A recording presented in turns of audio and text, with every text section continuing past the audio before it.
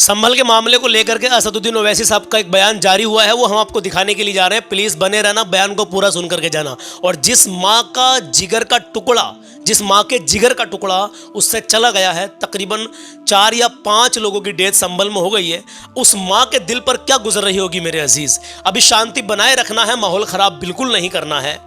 उन लोगों के लिए मगफिरत की दुआ करें, वो शहीद हैं अल्हम्दुलिल्लाह, लेकिन अपने हाथ में कानून बिल्कुल नहीं लेना है, शांति व्यवस्था बनाए रखना है। आप जानते हैं कि हालात कितने नाजुक। असदुद्दीन ओवैसी साहब ने जो खुलासा किया ना संभल को लेकर, जामा मस्जिद को लेकर, मेरे अजीजों आपको ये बात सुननी जरूरी है, लाजमी है। इसको सुनकर अपने तक मत रखना, इसको आगे जरूर जरूर जरूर शेयर करना, क्योंकि बात ही कुछ ऐसी है। अच्छे पत्रकारों की भी बोलती बंद हो जाती है असदुद्दीन ओवैसी साहब के सामने। मैं भी कह रहा था, जिस माँ के जिगर का टुकड़ा उसके आंखों के सामने चला गया, उस माँ के दिल से पूछो, उस माँ का दिल ये करता है कि पूरी दुनिया को आग लगा दूं। उसका जवान बेटा उसकी आंखों के सामने चला गया। चलिए बहरहाल की जिंदगी यहाँ तक ही थी, एक बहाना होता है मौत का।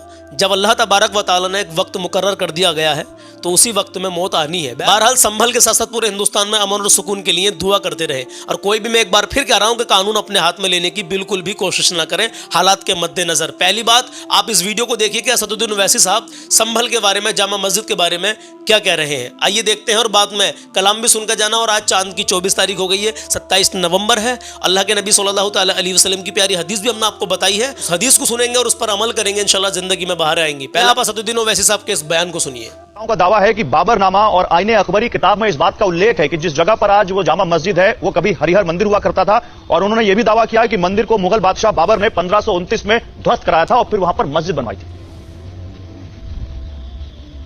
सबसे पहली बात यह कि भाड़ में जाए बाबरनामा, उसको बैतुल खला में डालने की जरूरत नहीं मानता मैं उसको। मैं क्या मानता हूं, प्लेसेस ऑफ वर्शिप एक्ट 1992, जिसको भारत की पार्लियामेंट ने कानून बनाया। सेक्शन 3 क्या कहता है बताइए आप, क्या कहता है सेक्शन 3? सेक्शन 3 क्या कहता है? यानी इसका मतलब यह है कि आप बाबरनामा का जिक्र कर रहे हैं और फिर आप अपने बिलीफ का भी जिक्र कर रहे हैं उसमें। नहीं तो उस 1526 की बात आप 2024 में करेंगे। बीजेपी के फायर ब्रांड नेता गिरिराज सिंह, उन्होंने कहा संभल की घटना लोकतंत्र पर धब्बा है। वो वहां लोकल लीडर्स पर कह रहे हैं हत्या का मुकदमा होना चाहिए। और वो ये कह रहे हैं कि ये लोग ऐसा कर रहे हैं जैसे बंटवारे के बाद पाकिस्तान और फिर बांग्लादेश में हुआ, भारत की पहचान खतरे में। वो यहां तक इतनी बड़ी बात कह दी उन्होंने। अरे भाई साहब, 7 साल से सरकार बीजेपी की है, मुख्यमंत्री आपका, एमपीज आपके हैं, और आपकी सरकार में कैसे होता है जी? आपका अपॉइंटेड स्टैंडिंग काउंसिल जाता है, उसमें पार्टी बनता है, उसमें यूपी सरकार का अपॉइंटेड स्टैंडिंग काउंसिल। सर्वे का आप बताइए, कोई प्रिंसिपल्स ऑफ नेशनल जस्टिस है या नहीं कि मैं कल आपके खिलाफ ऑर्डर ला लूं? ठीक है, सीपीसी में प्रोविजन है। ऐसी क्या कयामत आने वाली थी कि उसी दिन जाते हैं, उसी दिन कोर्ट का ऑर्डर आता है और 1.5 घंटे के अंदर आप सर्वे कर लेते हैं। संघ प्रमुख मोहन भागवत का तो खुद बयान आया था ज्ञानवापी के बाद कि भाई हमें अब हर मस्जिद में शिवाला नहीं ढूंढना चाहिए। उसके बावजूद ये घटनाएं बहुत तेजी से बढ़ी हैं। आपको क्या लगता है, रुक क्यों नहीं रही ऐसी घटनाएं? एक बात सुनिए, जब वो संघ मोहन भागवत कह रहे हैं, ये लोग संघ के मांगने वाले नहीं है जो कोर्ट को गए। ये बीजेपी की सरकार संघ को नहीं मानती क्या? ये तमाम जो इनके इस सरकार के बातें हैं, जो लोग काम करते हैं, संघ को नहीं मानते क्या? फिर क्यों हो रही है? 75 साल में, छोड़ दीजिए सन 47 से पहले क्या हुआ था, वहां तो केस हार गए 2 मरतबा। 1950 में संविधान हमने अपने आप को दिया, 2024 तक आपने केस नहीं डाला और अचानक आपको बाबर याद आ गया। ये क्या है? ये आखिर कहां रुकेगा जाकर ये? इसीलिए कह रहा हूं कि बीजेपी की सरकार की ये पूरा मंसूबा उन्हीं का था, जिसको अमली जामेनामा पहनाने में बहुत बड़ा रोल, सब्जेक्ट टू प्रूफ, जो वहां के लोग कह रहे हैं कि सीओ और एसडीएम का बहुत बड़ा रोल रहा उसमें। और हुआ क्या? 5 गरीब बच्चे मर गए, एक 17 साल का कैफ मर गया। नहीं, लेकिन अगर बीजेपी को आप इस तरह कटघरे में खड़ा कर रहे हैं तो बीजेपी का मकसद क्या हो सकता है? ना उत्तर प्रदेश में चुनाव है, ना देश में कोई चुनाव है, महाराष्ट्र और झारखंड का चुनाव भी हो गया, उसके बाद ये हिंसा हुई। तो बीजेपी ऐसा अगर चुनाव में ही फायदा लेना होता तो चुनाव से पहले कराती इसको, जो आप दावा कर रहे हैं। एक बात गौरव साहब, एक बात समझिए, बीजेपी जो सत्ता में आई है ना, 2014 से लेकर अभी तक बीजेपी से सत्ता में नहीं आई है। बीजेपी ये चाहती है कि भारत की हर चीज को, जो भारत की खूबसूरती है, उसकी डाइवर्सिटी है, उसका प्लुरलिज्म है, उसको बदला जाए। वही काम बीजेपी तो कर रही है। जो उनकी आइडियोलॉजी है आरएसएस की, जो गोलवालकर ने कहा, जो उनके तमाम सरसंघचालक ने कहा, उस आइडियोलॉजी को अमली जामेनामा पहना रही है बीजेपी। आप सही कह रहे हैं, कोई चुनाव तो नहीं है, मगर आइडियोलॉजी के तौर पर भारत को चेंज किया जा रहा है ना। हर जगह पर आप चेंज करने की कोशिश कर रहे हैं। उत्तर प्रदेश में आपने कहा कि मदरसे बंद होने चाहिए, सुप्रीम कोर्ट ने कहा कि मदरसे बंद नहीं होंगे। नेशनल कमीशन फॉर चाइल्ड ने कहा कि मदरसों के बच्चों को निकाला जाए, सुप्रीम कोर्ट ने उस पर रोक लगा दी। क्या क्या नहीं किया जा रहा है वहां पर? बुलडोजर आपने इस्तेमाल किया घर को तोड़ने के लिए। सुप्रीम कोर्ट ने गाइडलाइंस देना पड़ा उत्तर प्रदेश की सरकार खासतौर से के लिए कि आपको 15 दिन का टाइम देना पड़ेगा। कौन भूल जाएगा इलाहाबाद में कि पत्नी के नाम पर घर है, आपने पति को नोटिस देकर घर तोड़ दिया। ये तो सब चीजें हो रही ना, ये चुनाव से इसको मत जोड़िए। बीजेपी भारत में भारत की सबसे बड़ी माइनॉरिटी मुसलमानों को यह एहसास दिलाना चाहती है कि तुम दूसरे दर्जे के शहरी। बहरहाल आप सब समझ गए होंगे कि असदुद्दीन ओवैसी साहब ने क्या कहा है जामा मस्जिद के लिए, बाबर के लिए, और भी बहुत सारी बातें इन्होंने बताई हैं कि कौन क्या कुछ करवा रहा है, किस मुद्दे पर किस वजह से करवा रहा है। चलिए बहरहाल सुप्रीम कोर्ट ने कई जगह रोक लगाई है इनके फैसलों पर, जैसे कि बुलडोजर को ले लीजिए, मदरसों को बंद करने की मांग की गई थी, सुप्रीम कोर्ट ने लताड़ लगा दी। धार्मिक शिक्षा को रोका नहीं जा सकता, बहुत बढ़िया। चलिए इंसाफ अभी बाकी है मेरे अजीजों, इंसाफ होना है। और जो बेगुनाह संभल में बेगुनाह इस दुनिया से चले गए हैं उनको भी इंसाफ मिलना चाहिए। कैसे उनका इंतकाल हुआ, किसकी गोली से हुआ, कहाँ से वो गोली आई, किधर से आई, क्योंकि पुलिस भी मना कर रही है और इधर से इल्ज़ाम लगाए जा रहे हैं, उधर से पुलिस मना कर रही है। तो इसकी जांच होनी चाहिए, इसकी जांच मुकम्मल होनी चाहिए और पता लगना चाहिए कि दोषी कौन है, ताकि उन 5 लोगों को जिनका इंतकाल हो चुका है, जो शहीद हो चुके हैं, उनको इंसाफ मिलना चाहिए, जो बेगुनाह थे। एक तो बताया जा रहा है कि वो संभल अपनी दुकान पे से तेल का पीपा लेने के लिए जा रहे थे, उनकी मिठाई की दुकान थी शायद। अल्लाह अकबर। क्या क्या होगा हमारे देश का जब तक हिंदू, मुस्लिम, सिख, ईसाई ये सब लोग मिल के ना रहेंगे, ये देश बर्बाद हो जाएगा मेरे अजीजों। ये बड़े बड़े जो लीडर होते हैं ना, बड़े बड़े, जो कहीं ना कहीं हमें लगता है कि भड़का रहे हैं, चाहे वो किसी भी कम्युनिटी के हों, अगर कोई बड़ा भड़का रहा है किसी भी कम्युनिटी के अंदर हो, तो ये जनता को सोचना चाहिए कि इन बड़े बड़े नेताओं के जो बच्चे हैं, जो इनकी औलादें हैं, ये कभी दंगे में नहीं आती हैं। ये बात बहुत टाइम से सोशल मीडिया पर चल रही है, ये हम नहीं कह रहे, आप सब जानते हैं, बहुत सारी वीडियो इससे रिलेटेड सोशल मीडिया पर पड़ी हुई हैं, जिनके आधार पर हम भी आपसे बता रहे हैं कि कोई कभी किसी बड़े नेता का लड़का दंगे में नहीं आता है।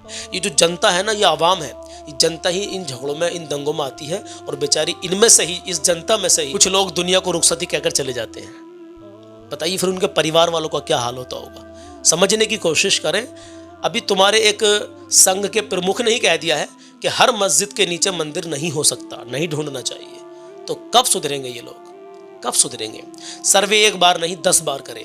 एक बहुत बड़ा खुलासा मैं आपको कल बताने के लिए जा रहा हूं। कल हम आपको कुछ तथ्य दिखाएंगे, बताएंगे कि इस दंगे की शुरुआत कहां से हुई थी। भी ये कहने पर मजबूर हो जाओगे कि सलमान भाई आप सही कह रहे हो, बात लंबी हो जाएगी। अल्लाह के नबी सल्लल्लाहु ताला अलैहि वसल्लम की प्यारी हदीस सुन लीजिए, जाना मत अभी, कलाम की 2-3 लाइनें जरूर सुन के जाना, ईमान ताज़ा हो जाएगा। अल्लाह के प्यारे नबी सल्लल्लाहु ताला अलैहि वसल्लम इरशाद फरमाते हैं, जो किसी अपने मोमिन भाई को धोखा दे, जो किसी इंसान को धोखा दे, वो हम में से नहीं है। क्या दिल पर हाथ रखकर मुझे बताइए, क्या फिर वो मोमिन है? जब नबी ने फरमा दिया, और जो मेरे प्यारे आका सल्लल्लाहु ताला अलैहि वसल्लम का फरमान है, हक है और सच है, जो अल्लाह के नबी ने फरमा दिया वो कभी टल नहीं सकता। दुनिया इधर से उधर हो सकती है, लेकिन नबी का फरमान नहीं टल सकता। अब दिल पर हाथ रखें और बताएं कि हम आज कितने लोगों को धोखा दे रहे हैं। नबी फरमा रहे कि वो हम में से नहीं है भाई, वो मुसलमान नहीं है। अल्लाह अकबर। जब नबी ने फरमा दिया तो चलिए, बहरहाल समझदार के लिए इशारा काफ़ी है। अमल करने की कोशिश करना, नबी के इस फरमान को फॉलो करें, इंशाल्लाह ज़िंदगी में बाहर आएंगी। अब मैं आपके सामने चंद अशार कलाम के पेश करने के लिए जा रहा हूँ। कलाम को सुनते के साथ ही इंशाल्लाह मदीने की याद आ जाएगी, दिल मदीना पहुँच जाएगा इंशाल्लाह, और तड़प और भी बढ़ जाएगी मदीना जाने की। अल्हम्दुलिल्लाह। अपने माँ बाप की इज्जत करें, कभी किसी का दिल ना दुखाएं, अपना हुस्न व अखलाक अच्छा बना कर रखें, अपने अंदर आजिज़ी पैदा कर लें। ऐसे बन जाइए कि सामने वाला कहे देख के यार ये है मुसलमान, ये है मुसलमान, बड़ा अच्छा है, बड़ा प्यारा है, बड़ा सच्चा है। चलिए बहरहाल, कभी किसी का दिल मत दुखाना, माँ बाप को हमेशा राजी रखना। कुछ माँ बाप भी ऐसे जो औलाद को बड़ी गाली गलौज करते हैं। ये मैसेज इसलिए देते हैं कि कुछ ना कुछ तो भाई, कोई ना कोई तो, अगर एक भाई ने भी अमल कर लिया तो इंशाल्लाह हमारा भी अल्हम्दुलिल्लाह हमें भी सवाब मिलेगा। ये बहरहाल, अगर माँ बाप कितने भी बुरे हैं, गाली गलौज भी कर रहे हैं, तो औलाद का ये हक नहीं है कि उनको डांटे मारे, गाली बके। नहीं भाई, वो आपके माँ बाप हैं, अच्छे हैं या बुरे जैसे भी हैं, सब्र कर लो। अगर कुछ कह रहे हैं तो चले जाओ वहाँ से हट के, लेकिन उनकी शान में उफ भी मत करना। अब ये तो माँ बापों को ही चाहिए कि जवान औलाद हो चुकी है तो क्यों इनको हम गाली गलौज करें, क्यों इनसे बुरा बर्ताव इनके साथ में कर रहे हैं। अच्छे बर्ताव से पेश आइए अपनी औलाद के साथ में। आइए कलाम शुरू करते हैं। एक बार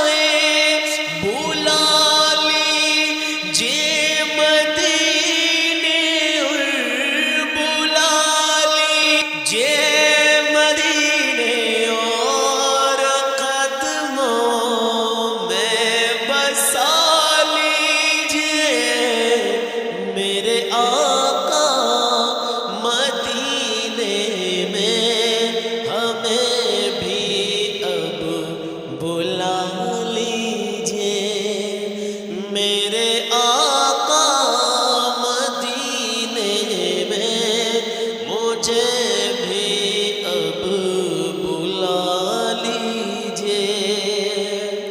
दुखों ने घेर रखा है, गमों की धूप है सर पर। दुखों ने घेर रखा है, गमों की धूप है सर पर। ठिकाना गुंबदे खजरा, ठिकाना गुंबदे खजरा के साए में अता कीजिए। मेरे आका मदीने में हमें भी अब बुला लीजिए। मेरे आका मदीने में मुझे भी अब बुला लीजिए। मेरे आका मदीने में मुझे भी अब बुला लीजिए। अक़ीदत से बिना नालैन जिस दर सैयदा आई, अक़ीदत से बिना नालैन जिस दर सैयदा आई। मुझे भी सैयदुश्शुहदा, मुझे भी सैयदुश्शुहदा की चौखट अब दिखा दीजिए। मेरे आका मदीने में हमें भी अब बुला लीजिए। कभी मैं जालियां थामूं बसा कर पंजतन में। कभी मैं जालियां थामूं बसा कर पंजतन दिल में। कभी मैं जालियां थामूं बसा कर पंजतन दिल में। अली और फातिमा हसनैन, अली और फातिमा हसनैन का सदका अता कीजिए। मेरे आका मदीने में हमें भी अब बुला लीजिए। मवाजा सामने हो जिस घड़ी ये दम निकल जाए। मवाजा सामने हो जिस घड़ी ये दम निकल जाए। मवाजा सामने हो जिस घड़ी ये दम निकल जाए। मुझे भी बकिए पाक ही आका मेरा मदफन बना दीजिए। मेरे आका मदीने में मुझे भी अब बुला लीजिए। मेरे आका मदीने में हमें भी अब बुला लीजिए। अब आखिर में क्या लिखते हैं शायद, सुनिएगा। सितारों कह कशाओं से मदीने की गुबार अच्छी। समझ गए? सीता सितारों कहकशां से मदीने की गुबार अच्छी, सितारों कहकशां से मदीने की गुबार अच्छी, मुयस्सर हो अगर कातिब, मुयस्सर हो अगर कातिब, तो आँखों को लगा लीजिए मेरे आका मदीने में, मुझे भी अब बुला लीजिए। तरसती है मेरी आँखें, तरसती है मेरी आँखें, मुझे रोज़ा दिखा दीजिए मेरे आका मदीने में, हमें भी अब बुला लीजिए। तो मेरे अजीज़ों, जैसा भी ये कलाम आपको लगा हो, बस दुआओं से नवाजिएगा, अल्लाह अपनी बारगाह में कबूल कर ले। बिलखुसूस संभल के हालातों के लिए दुआ करें कि अल्लाह वहाँ के मुकम्मल तौर पर हालात ठीक कर दे, जैसे पहले चहल पहल थी सब में वैसी हो जाए। दुआ करें अल्लाह अमन और सुकून अता फरमाए, अल्लाह गैब से मुसलमानों की मदद फरमाए और हमारे मुल्क हिंदुस्तान में अमन और शांति सुकून अता फरमाए। आमीन या रब्बल आलमीन। बिलखुसूस मौला फ़लस्तीन और गज़ा के मुसलमानों की गैब से मदद फरमाए। आमीन या रब्बल आलमीन। इंशाल्लाह मिलते हैं कल सुबह 10 बजे। अपना ख्याल रखिएगा।